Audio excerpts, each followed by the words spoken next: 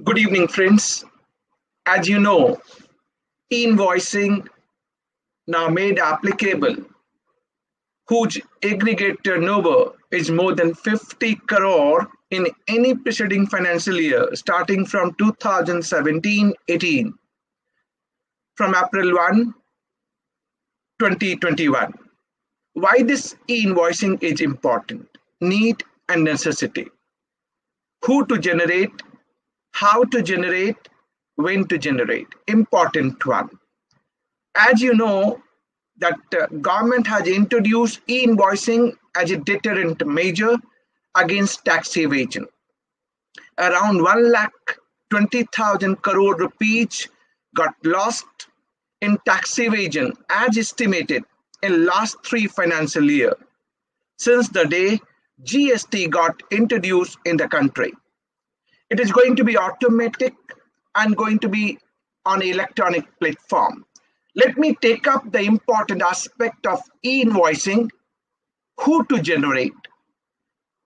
Every registered person whose aggregate turnover, the way it was started on October 1, 2020, whose aggregate turnover exceeding 500 crore rupees in any preceding financial year, starting from financial year 2017-18. He was supposed to generate e-invoice from October 1, 2020. This limit of 500 crore rupees reduced to 100 crore, applicable from January 1, 2021. But now important, April 1, 2021. Limit is reduced further to 50 crore rupees. So two aspects you need to look at. The first, your threshold limit of aggregate turnover exceeding 50 crore in any preceding financial year starting from 2017-18. And second, what is the meaning of aggregate turnover? Aggregate turnover means, for an example, let's say you are having 4 GST registration. You have to take sum total of your all taxable supplies, inter, exempt supplies. And exempt supplies includes 3 items. Exempted by way of exemption notification, nil rated, and non-taxable supplies. So within exempt supplies, you have to club together these 3 components, plus your export turnover, excluding RCM liability. That is the definition of aggregate turnover. Once again, sum total for pan-India basis, you have to calculate. And that is what the threshold you would be calculating for any preceding financial year, starting from 2017-18. So this is applicable from April 1, 2021. Next question comes, e-invoicing किसके लिए करनी है? It is only for B2B supplies. B2B for taxable supplies. Keep in mind, this is what it is being stated, B2B taxable supplies. Having said that, ये आपके tax invoice जो B2B आप raise करेंगे taxable supplies के लिए, debit note, credit note, B2B taxable supplies, and export invoice के लिए applicable होगा. तो कहाँ ये applicable नहीं होगा? Next question. It is not going to be applicable for receipt voucher. When advance receive for supply of services, आप receipt voucher issue करते हैं, नहीं applicable है. Receipt voucher, refund voucher, जब आप advance वापस कर देते हैं, refund voucher, not applicable. Payment voucher, जब आप RCM की liability पे करते हैं, reverse charge method, आप पेमेंट वाउचर इशू करते हैं, आपको e-invoicing पेमेंट वाउचर के लिए एप्लीकेबल नहीं होगा. It is not going to be applicable for the self invoice raised by the recipient for discharging RCM liability, not applicable. Bill of supply, when you supply exempted goods or services, bill of supply, not applicable, and ISD invoice, input service distributor invoice, nahi applicable hai. Having said, next question, which is very important, since it is applicable only for B2B taxable supplies, अगर मैं B2C supply करता हूं, exempt supply करता हूं, तो क्या ई invoicing के provision मेरे ऊपर एप्लीकेबल होंगे? नहीं होंगे. B2C के लिए एक दूसरा प्रोविजन है. अगर कोई रजिस्टर्ड पर्सन उसकी aggregate turnover exceeding 500 crore rupees in any preceding financial year starting from 17-18, उसको self dynamic QR code B2C supplies के लिए रेज करना पड़ेगा. self dynamic QR code. तो मैंने आपको ये बताया, invoicing compulsory for B2B supply which is for taxable supplies. किसके लिए एप्लीकेबल था और किसके लिए एप्लीकेबल नहीं था. कुछ सेक्टर को एक्सक्लूड कर दिया गया जिनके लिए ई इनवॉइसिंग की जरूरत नहीं है. वो सेक्टर कौन कौन से हैं? एसईजेड यूनिट इसके लिए एप्लीकेबल नहीं है, बट डेवलपर एप्लीकेबल है. Banking company including NBFC, non banking finance company, applicable नहीं है. Insurance company, not applicable. GTA, goods transport agency, not applicable. Passenger transportation services, not applicable. And last, multiplex cinema admission, not applicable. तो अब तक मैंने आपको ये बताया ई invoicing के प्रोविजन किसके लिए एप्लीकेबल हैं और किसके लिए एप्लीकेबल नहीं है. अब ये प्रोसेस क्या होगा? ई इनवॉइसिंग का मतलब क्या है? हम कैसे जनरेट करेंगे? Very simple. आपकी जो इनवॉइस आप अपने अकाउंटिंग एंड बिलिंग सॉफ्टवेयर से जो निकालते हैं, हैविंग स्पेसिफाइड पर्टिकुलर्स, आप वही जनरेट करेंगे. जस्ट आपको ये देखना है, the invoice which is coming out from your accounting and billing software, it should be converted into JSON file. Once converted into JSON file, then you need to upload, transmit, push this JSON file of invoice on government dedicated invoice registration portal. And that portal is www.einvoice1.gst.gov.in. This JSON file of your invoice uploaded on this dedicated government invoice registration portal, and this portal IRP going to verify, check, validate the particulars of your invoice.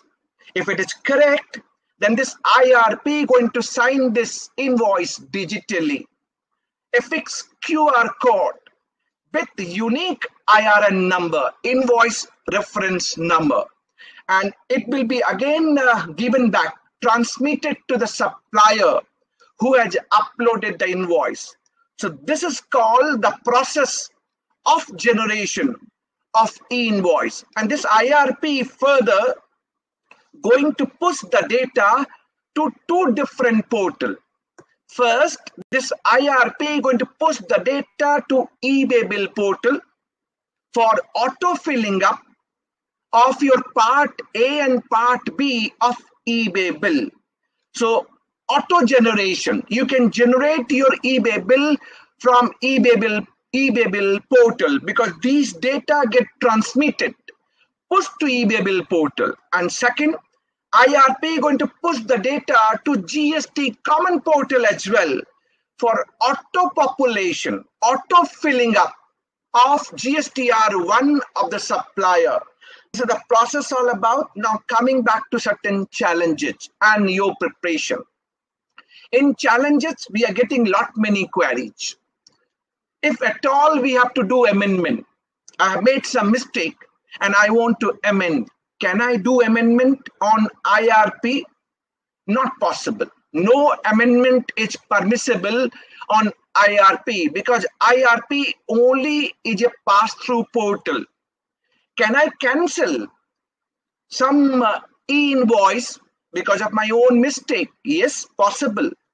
Within 24 hours, fully cancel, partial cancellation is not permissible, and that too within 24 hours, provided if you have generated the eBay bill and goods are in transit, then you can't cancel your e-invoice. So later on, if you want to do any amendment or cancellation, you can do through GST Common Portal. Second, what are the challenges for supplier and recipient? For supplier, challenge number one. Supplier whose threshold now, aggregate turnover exceeding 50 crore in any preceding financial year starting from 17-18, what he has to do? He has to first make reconciliation of B2B taxable supplies with IRN generated, with eBay bill generated, and he may have some other supply which is called exempt supplies for which e-invoicing is not necessary, but reconciliation need to be done. And such data need to be checked in GSTR1 and GSTR3B, and accordingly reconciliation to be done with IRN generated with the eBay bill generation. And there may be some other invoice which is B2C invoice where IRN is not required, but eBay bill is being generated. Such kind of reconciliation need to be done, along with reconciliation in data auto-populated in GSTR1 and GSTR3B. Coming to the recipient who is a buyer of goods or services, क्या उसके लिए भी कोई reconciliation है? अभी तक हमने ये कहा कि सप्लायर की limit, threshold limit exceeding 50 crore है. रिसिपिएंट के लिए क्या होगा? बहुत इंपॉर्टेंट है, आपको समझना पड़ेगा.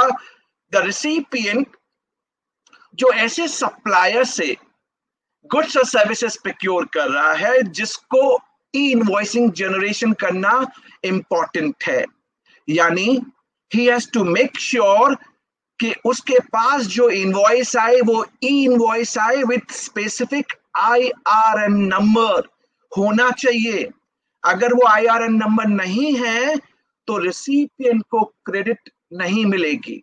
सो meaning thereby recipient must ensure this invoice is e-invoice generated with specific unique IRN number. So such supplier who are supposed to generate e-invoice, make sure they are generating e-invoice with unique IRN number, digitally signed, affixed with the QR code by IRP. तभी आपको credit मिलेगी. जो QR code affix होगा, जो IRP affix करेगा, इसमें 8 particulars important हैं जो उसके ऊपर होते हैं. GSTIN of supplier, GSTIN of recipient, date of invoice, date of generation of IRN number, invoice amount, tax amount, line item, HSN of main line item having maximum taxable value and unique IRN number जो आपके QR code में होगा. ये सारी चीज आपके लिए important होगी being recipient to make sure you are getting e-invoice for availing credit. Having said that, some of the challenges which I am finding in a trade, लोग पूछ रहे हैं सर अगर पोर्टल नहीं चला, अगर इंटरनेट डाउन है और हम ई-इनवॉइस जनरेट नहीं कर पा रहे तो क्या करें?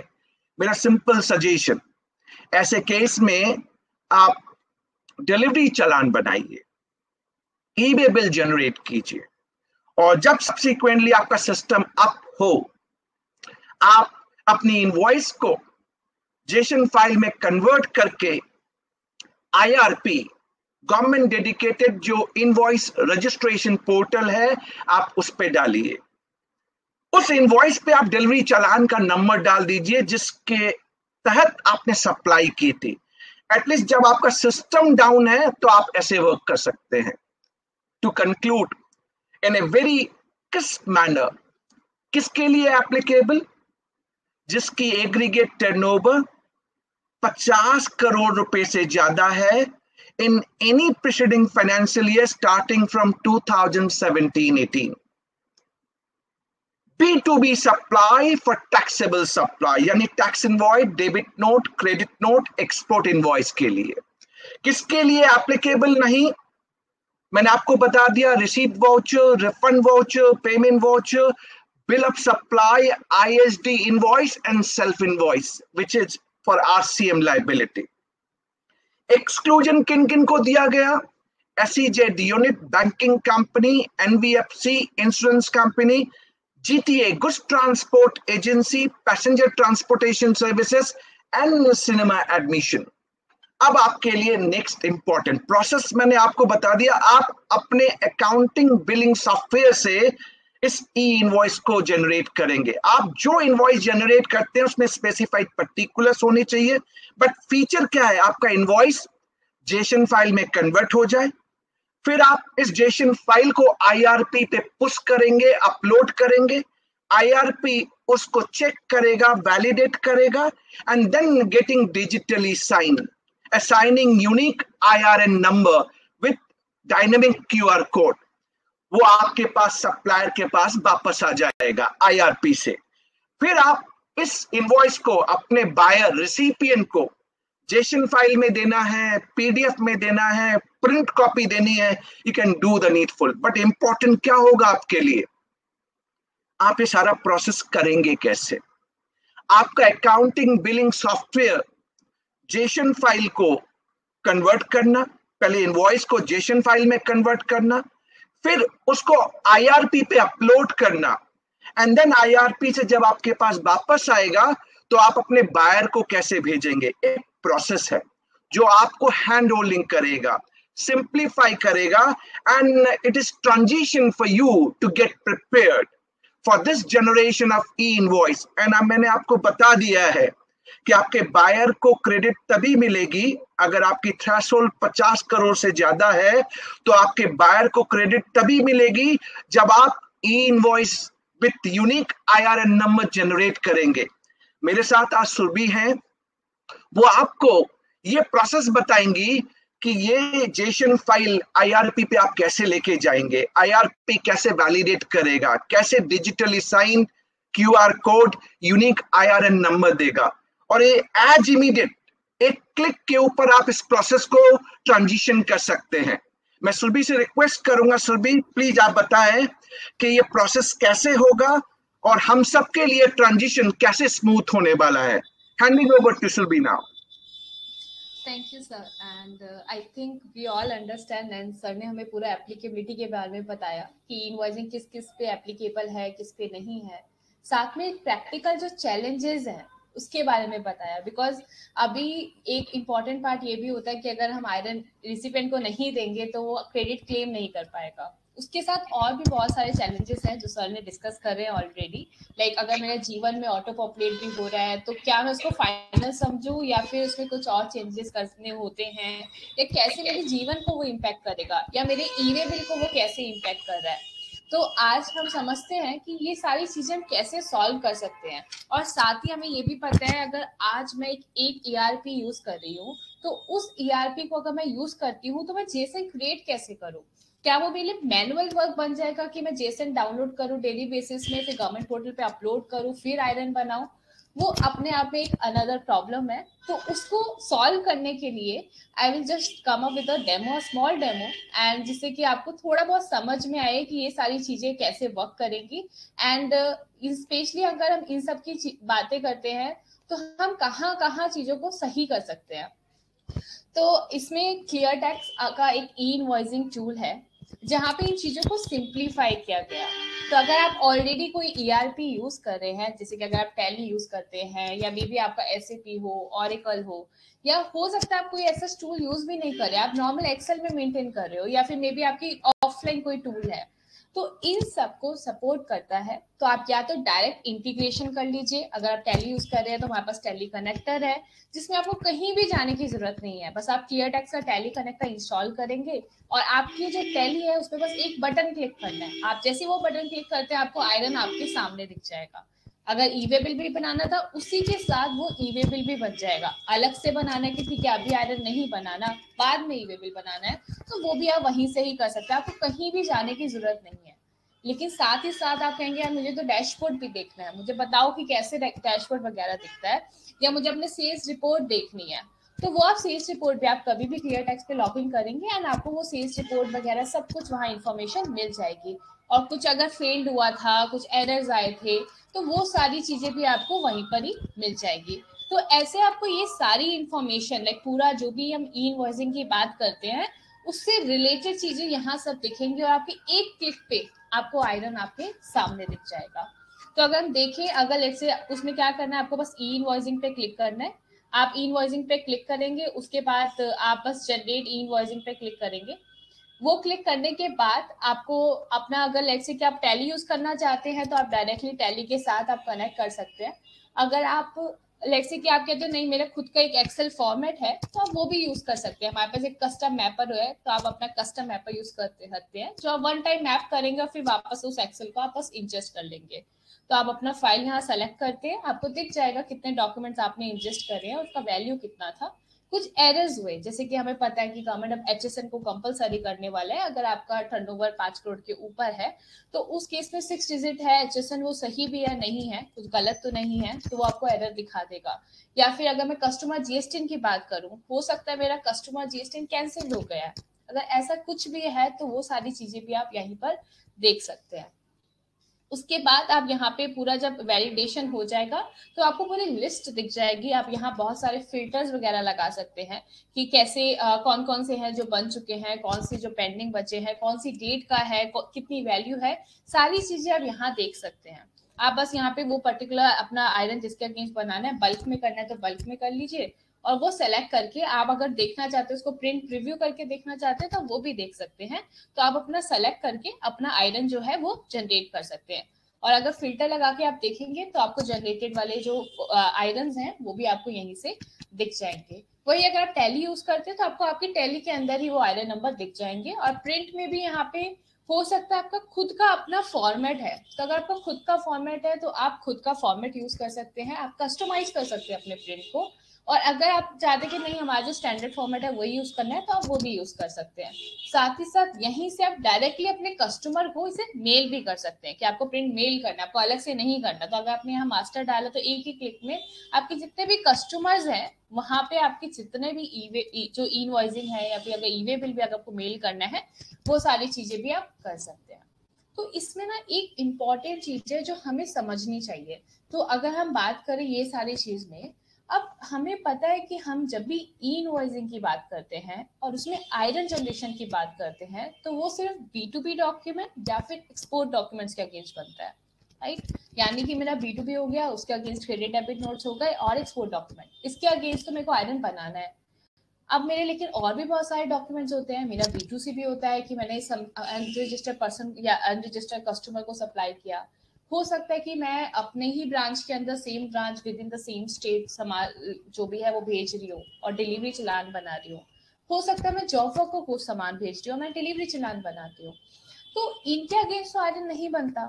लेकिन अगर मैं ई वे बिल की बात करूं तो ई वे बिल तो मुझे बीसी के अगेंस्ट भी बनाना होता है, या मेरे इनफैक्ट परचेज के केस में बनाना होता है, इम्पोर्ट ऑफ गुड्स के केस में बनाना पड़ता है।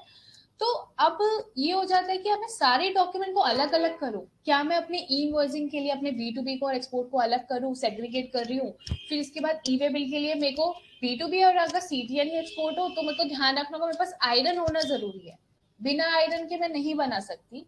लेकिन बाकी जो डॉक्यूमेंट्स है यानी कि मेरा B2C हो गया, डिलीवरी चलान हो गया, उसके अगेंस्ट मेरे को डायरेक्ट बनाना है। तो आप उस डायरेक्ट बनाने के लिए मुझे अलग से NIC पोर्टल पे जाना पड़ेगा, और जो जिनके अगेंस्ट मैं आयरन बना चुकी हूँ वो आयरन लेके फिर वहां पे जाना पड़ेगा। यानी कि आपको अलग अलग प्लेटफॉर्म पे जाना पड़ रहा है अगर सिर्फ ई वे पे सारे डॉक्यूमेंट के अगेंस्ट बनाना हो। तो यहाँ पे फिर क्लियर टेक्स्ट एक सोल्यूशन लेके आता है जहाँ पे आप क्या कर सकते हो, आप अपने सारे डॉक्यूमेंट इंपोर्ट कर दो, सेग्रीगेट करने की कोई जरूरत नहीं है। हम खुद से सेग्रीगेट कर लेंगे, भाई ये आपके वो डॉक्यूमेंट हैं जहाँ इनवॉइसिंग की जरूरत है, ये आपकी वो डॉक्यूमेंट है जहाँ ई वे बिल की जरूरत है, ये आपके वो सारे डॉक्यूमेंट है जो आपके जीएसटी 1 में पॉपुलेट होंगे, क्योंकि आप जीएसटी 1 में तो मेरे बिल ऑफ सप्लाई वगैरह भी जाते हैं, बट मेरे वो उसके अगेंस्ट मैं आईएनएल तो नहीं बना रही। तो वो सारा जो सेग्रीगेशन वाला काम है, आपको कोई टेंशन लेने की जरूरत नहीं है, वो आप बस एक क्लिक में सारे डॉक्यूमेंट डालो, हम खुद से सेग्रीगेट कर पाएंगे और आपको वहाँ लिस्ट भी दिख जाएगी, अच्छा ये मेरे आयरन वाले हैं, ये ई वे बिल वाले हैं और ये जीएसटी 1 में जा रहे हैं, कॉमन है वो भी आपको वहीं पर दिख जाएंगे।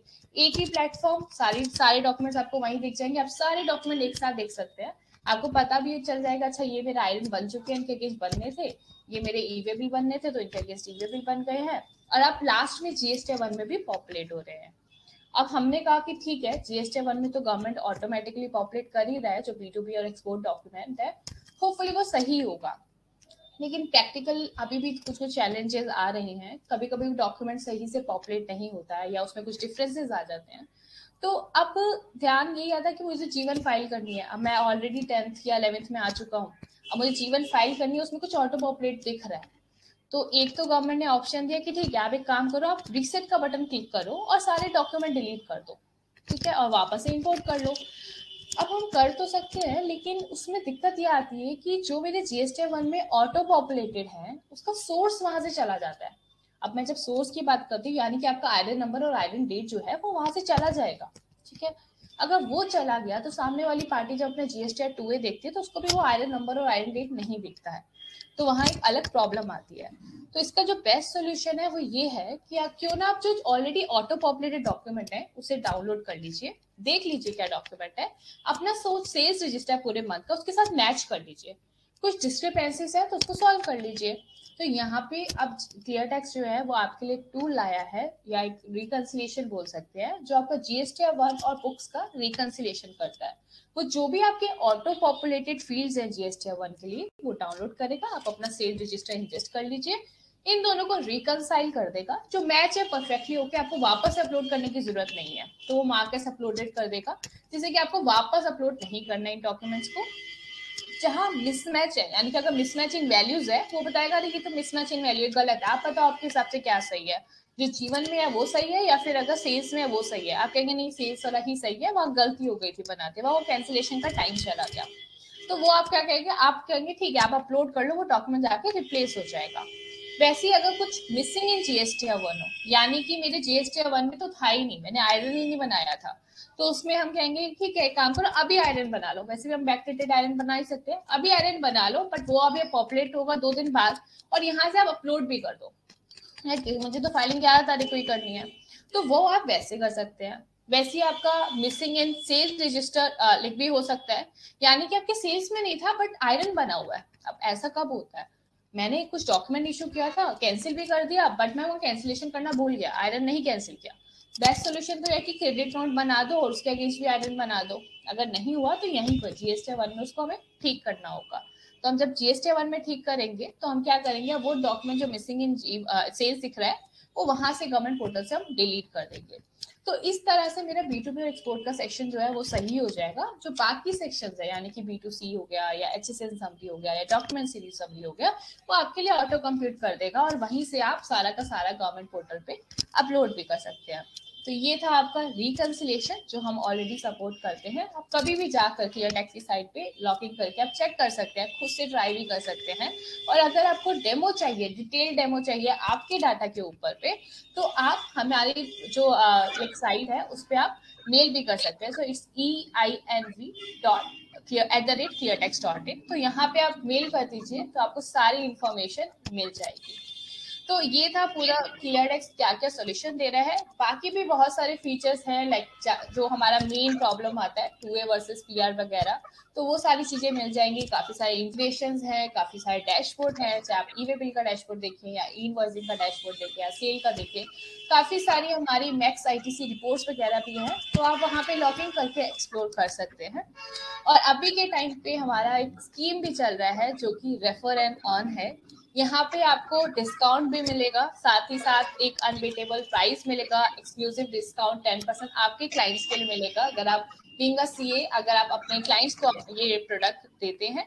साथ ही आपका जो वर्क फ्लो है काफी रिड्यूस हो गया, क्योंकि इनवॉइसिंग का काम तो हो ही रहा है, क्योंकि आप डॉक्यूमेंट डाल ही रहे हैं। साथ ही साथ आपका जीएसटी 1, 3B, 2A रिकंसिस्ट्रेशन सब कुछ एक ही क्लिक पे कर देगा सारे क्लाइंट्स का एक साथ।